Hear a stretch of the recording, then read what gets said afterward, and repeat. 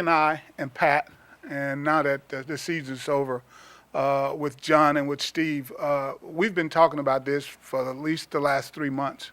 What can happen, what may not happen, and how we are going to prepare ourselves for it. But the number one thing, and I think John spoke about it in his press conference, is this is the first time that if there is a work stoppage, that the draft could be held before free agency. And there are a lot of people that have been in this league for a long time have wanted that to happen, get the opportunity to get into the college pool and see what you can get out of that, and then get into free agency. So with that being in mind, we will concentrate on the draft. Just got back from the East-West game. We'll be heading down to the Senior Bowl, got the combine. So that'll be our main focus this offseason, as well as,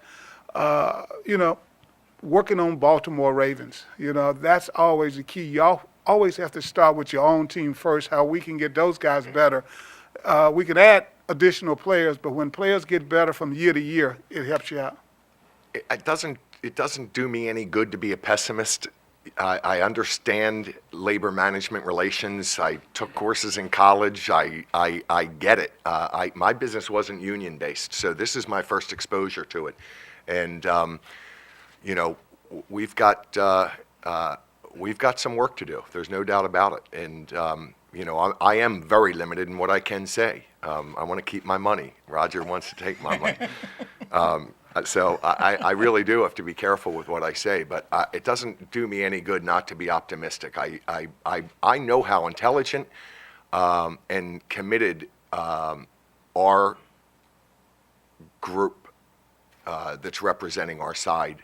I know how intelligent they are. I know how committed they are to getting a deal done.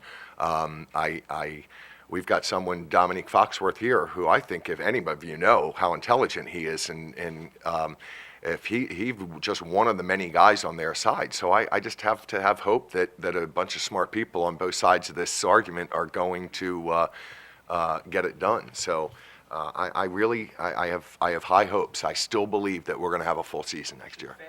If your business gave you a 50% raise and you and your wife started spending 60% more money, you're not going to be better off.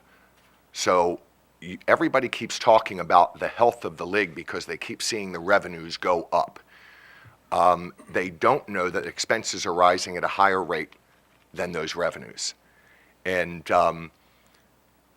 we've got to get that right. We've got to get that in check. We have 61 players, and right now the players get 60%, give or take, whatever the numbers that you want to do, and you can argue what they are really after deductions and everything else. But what you all know that the average fan doesn't is, because you get to know these people, we've got 140 employees, not counting the players, not counting the 61 players. So when you talk about the labor being 60%, what is not clear is that labor is more like 80% here. By the time you pay the other 140 employees, and I think you'd be hard-pressed to find any industry that has labor costs of 80%. It just doesn't happen. So the health of the league, by definition, by your definition, is the revenues keep going up. But if expenses keep rising at a higher percentage, then if you were a public company, your stock would be going backwards. And that's what we're trying to protect against.